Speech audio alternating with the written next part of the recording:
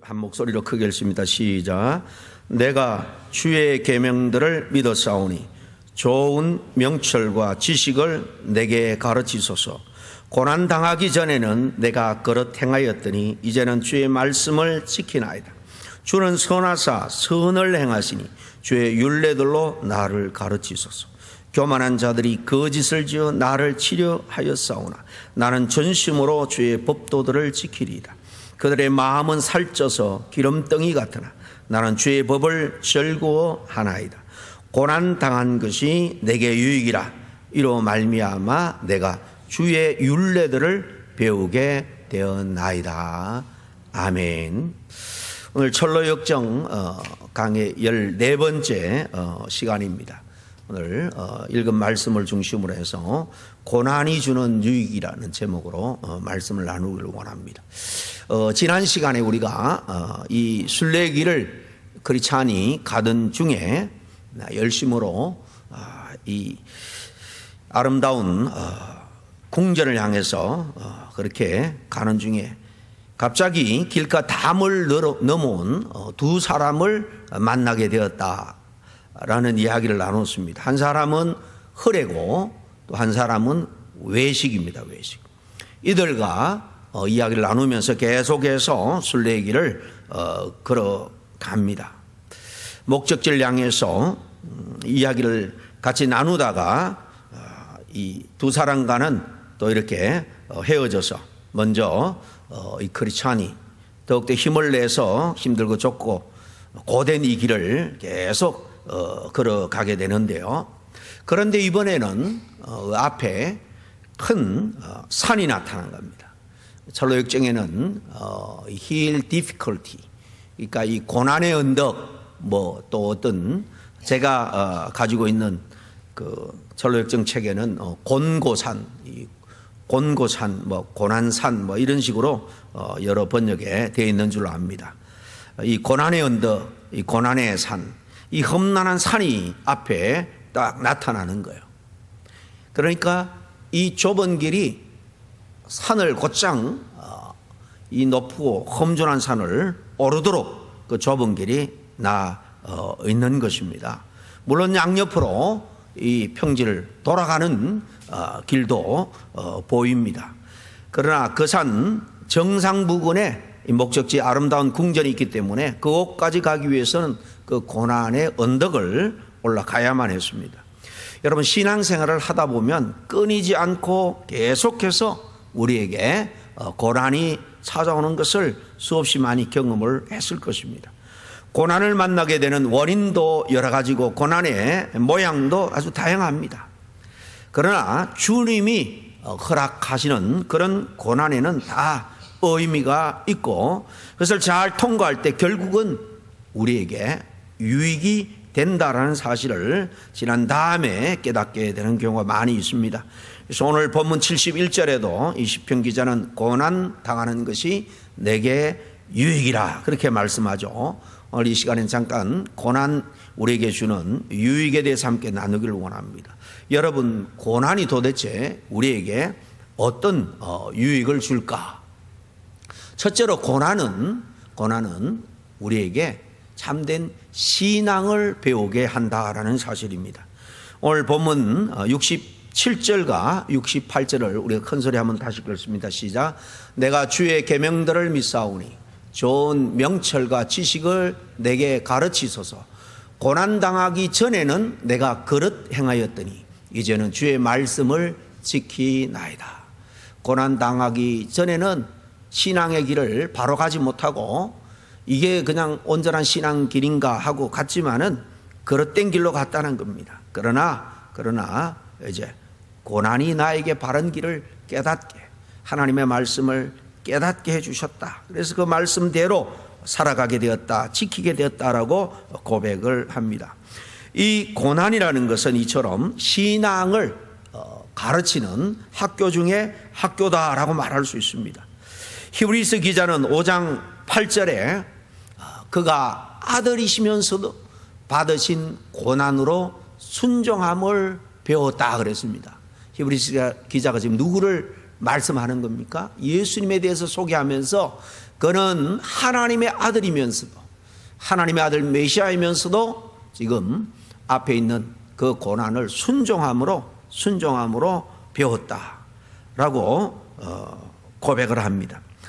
지식의 배움 가지고는 신앙생활에 부족합니다. 고난을 통해서 깊이 깨닫고 온몸으로 전 삶으로 체득한 지식만이 우리의 심령의 신앙을 바로 지키고 성숙하는 데 산 지식이 되는 겁니다. 고난을 모르는 사람은 하나님도 모르고 인생도 모른다라는 말이 있습니다. 그래서 주님께서 부자는 천국에 들어가기가 어렵다 그랬죠. 왜 그럴까요? 그것은 물질이 풍부해서 조금 더 아심이 없기 때문에 그게 다인 줄 알고 하나님 앞에 결국 겸손하게 나오지 않기 때문입니다. 물질뿐만이 아니죠. 세상에서 누리는 부귀, 영화, 권세, 인기 다 마찬가지입니다.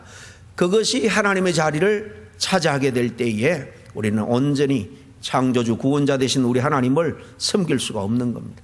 인간은 누구나 완악하기 때문에 사실 고난이 필요하다라는 생각도 해봅니다.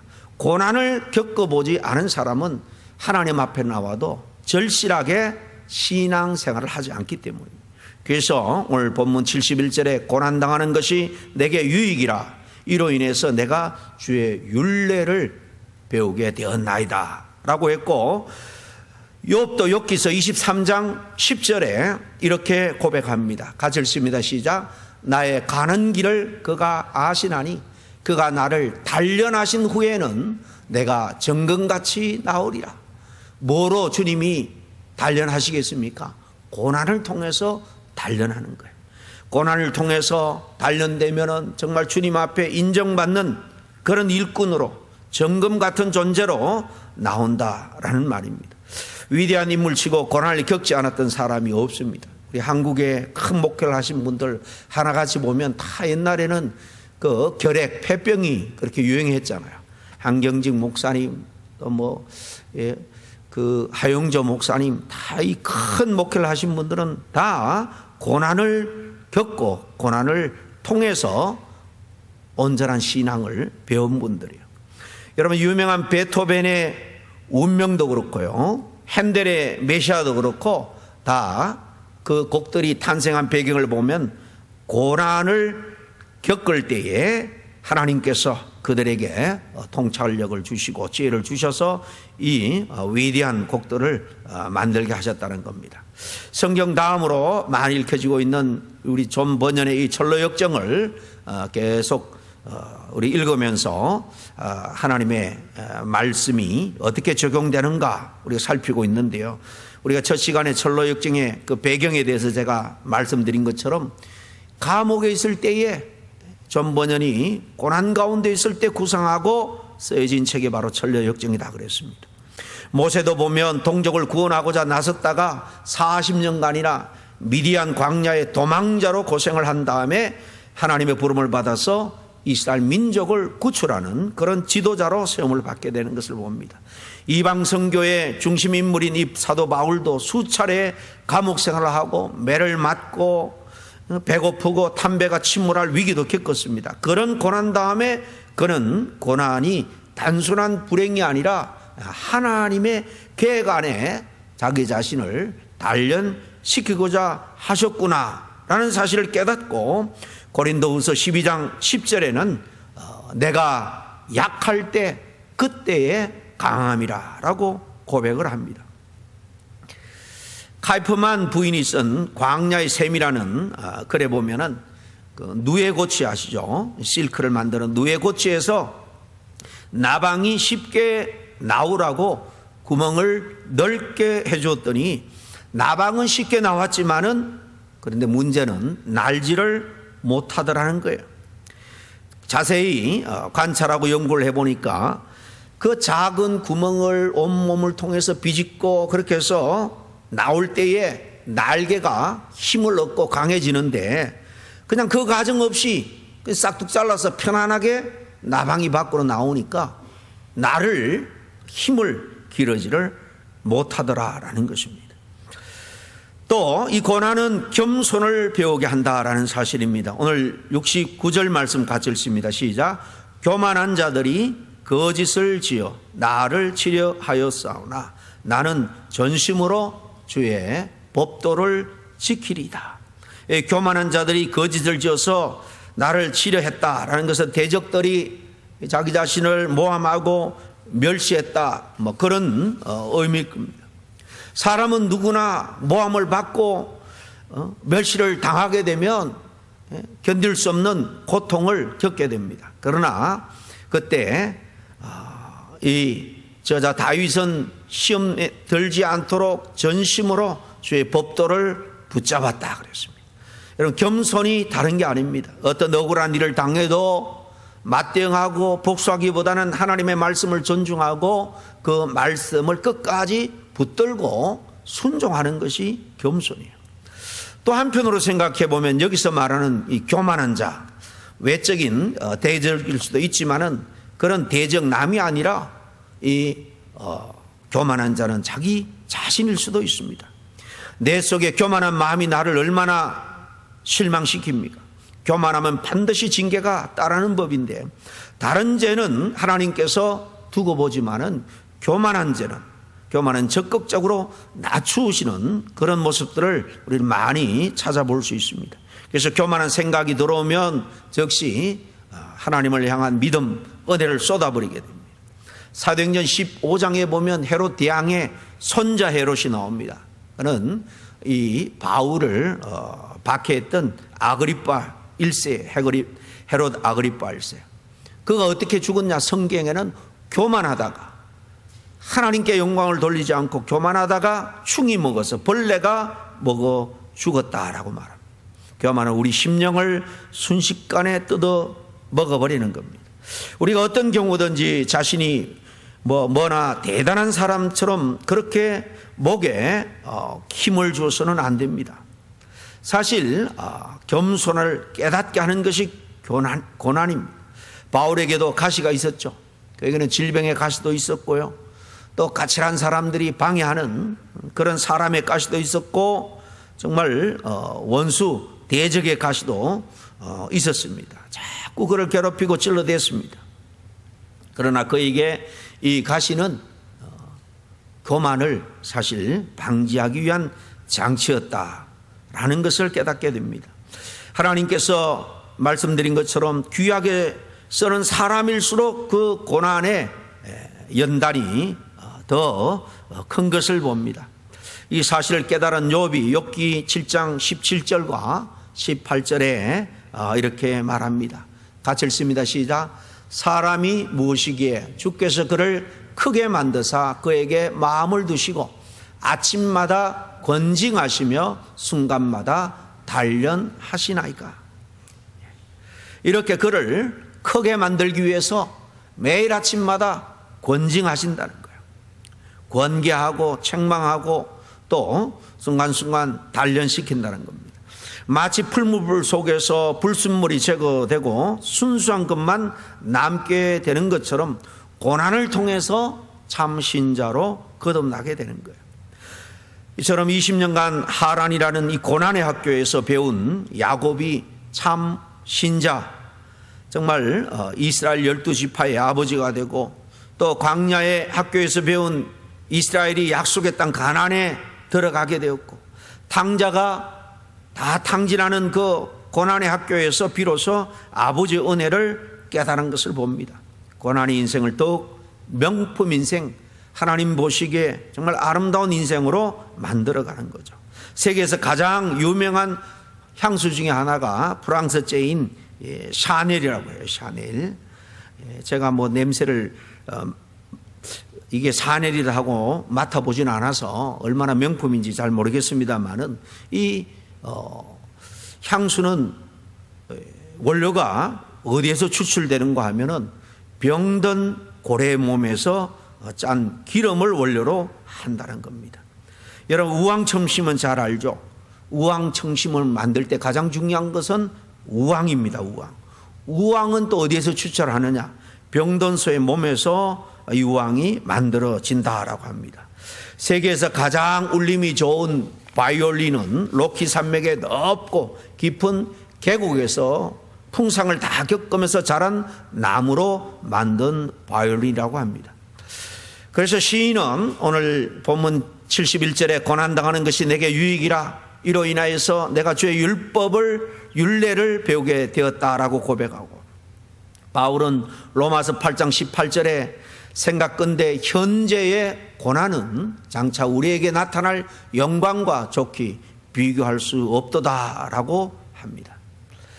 마지막 고난은 우리에게 어떤 유익을 주느냐? 첫째, 우리의 신앙을 배우게 하고 하나님의 온전한 신앙인으로 자라기 위해서 겸손을 배우게 하고, 무엇보다도 신앙의 열심을 배우게 합니다. 70절, 오늘 본문 70절 같이 읽습니다. 시작. 그들의 마음은 살쪄서 기름덩이 같으나 나는 주의 법을 즐거워하나이다 그랬습니다. 마음이 살쪄서 기름덩이와 같다. 이것은 아니라고 게으르다라는 말입니다. 열심이 없다는 뜻입니다. 신앙의 가장 큰 적은 안일과 게으름입니다. 게으름과 안일이 자기 영혼을 시들게 하는 거예요. 그래서 우리가 잘 아는 것처럼 요한계시록 3장 16절에 라우디게아 교회에 하신 말씀입니다. 같이 읽습니다. 시작. 내가 이같이 미지근하여 더웁지도 아니하고 차지도 아니하나 내 입에서 너를 구하여 내치리라. 그러면서 무엇이라 말씀하는가? 이어서 그러므로 내가 열심을 내라 회개하라 그렇게 말씀합니다. 그래서 이스라엘의 이 목장 들판에서 양들을 이렇게 기를 때에 양무리들 속에 염소를 몇 마리 섞어 같이 이렇게 키운다고 해요. 왜냐하면 저녁이 되면 이 사막 기후기 때문에 쌀쌀해지니까 양들이 막 뭉치는데 너무 그냥 이렇게 그렇게 죽는 줄들 모르고 뭉치다 보면은 양들이 숨이 막혀서 죽는 놈들이 나온대요. 근데 이 염소는 이런 꼴을 보지 못하기 때문에 막 양들이 막 뭉쳐 있으면 가서 그냥 뿔로 받고 헛는다는 것입니다. 양들에게는 자기들을 괴롭히는 것처럼 보이지만은 그렇게 함으로 해서 양들의 생명이 다 보존이 될 수가 있는 겁니다. 철로 역정에 보면 크리스찬이 좁은 길을 가는 것도 힘든데 고난의 이 언덕 곤고 산이 떡 가로막습니다. 이 산길은 아주 험하고 가파른데 그 길의 좌우에는 가파르지 않고 평탄한 또 다른 두 길이 나 있습니다. 저 가파른 길은 이 고난의 길이고 격길은 이름이 안일과 형식의 길이에요. 그러나 크리스찬은 쉬운 격길로 가지 않고 가파르고 힘들지만은 이 좁은 길 똑바로 그 길을 걸어가다가 생명수도 만나고요. 또 쉴 수 있는 그 산 주인이 만든 평안한 정자도 만나서 잠시 쉬게 됩니다. 우리가 주님을 믿는 것이 힘들고 어렵지만 열심히 신앙생활하다 보면 주님께서 우리에게 안식도 주시고 결국 생명의 날을 우리가 온전히 맞을 수 있도록 해 주신다는 겁니다. 그런데 그 담장을 넘은 두 사람 흐레와 외식이 이제 나중에 그 공고산 앞에 도착을 하는데 보니까 이 좁은 길, 직전 올라가는 좁은 길은 허구하고 힘들 것 같으니까 한 사람은 그냥 오른쪽으로 우회하고 한 사람은 왼쪽으로 우회를 합니다. 한 사람은 그 길로 가니까 정글이 나와서 결국 큰 위험에 처하게 되고 다른 사람은 황량한 사막으로 빠져서 결국 멸망하게 되는 그런 이야기로 그 이야기가 전개가 됩니다. 내 주를 가까이 하려 하면 십자가 짐 같은 고생이지만 내 일생 소원은 늘 찬송하면서 주께 더 나가기 원합니다 라는 이 찬송 가사처럼 신앙생활이 힘들고 힘들다고 해서 우리가 요령을 피우지 말고 정말 고난을 각오하고 열심으로 하나님이 원하고 하나님이 인도하는 정도로 우리가 수고스럽지만은 정도로 걸어가는 신앙생활을 해야 될 줄로 압니다. 여러분 말씀드렸습니다만 고난은 변장한 축복이라는 사실입니다. 그러므로 고난이 찾아올 때 낙심하지 말고 고난 후 예비한 하나님의 축복을 우리가 기대해야 되겠습니다. 고난 당할 때 왜 우리에게 고난이 있는지 그것을 깨닫지 못한다면 고난이라는 이 비싼 수업료가 우리에게 아무런 소용이 없게 되는 겁니다. 이스라엘 백성이 광야에서 고난을 당했듯이 고난은 인생을 배우고 신앙을 배우고 겸손을 배우고 또 열심을 배우는 신앙학교입니다. 신앙생활 하다가 고난이 찾아오면 낙심하지 말고 그 가운데서 더욱더 참된 믿음을 배워 주님께서 기뻐하실 온전한 그런 믿음의 사람들이 다 될 수 있기를 간절히 바랍니다. 함께 기도하겠습니다. 하나님 아버지, 이 순례자 크리스찬이 우여곡절을 계속 겪으면서 또 이번에는 큰 이 곤고산 고난의 언덕을 만나 참 힘겹게 언덕을 올라가게 됩니다. 그러나 힘들지만은 그것이 주님께서 정하신 믿음의 길이요 좁은 길이기 때문에 생수도 또 주시고 또 정자를 통해서 잠깐 쉴 수 있는 안식도 주신 것처럼 고난이 계속될지라도 중간중간 주님께서 이런 은혜 저런 은혜로 우리를 위로하시고 용기를 주시고 힘을 주시고 아버지 하나님 승리할 수 있는 그런 은혜와 능력을 주시는 줄로 믿습니다. 고난을 통해서 신앙적으로 더욱더 성숙해지고 겸손하여져서 정말 매사에 또 적극적으로 열심을 다하여 신앙생활할 수 있는 우리 모두가 될 수 있도록 인도해 주셨기를 간절히 바라고 원하며 예수님 이름으로 기도합나이다. 아멘.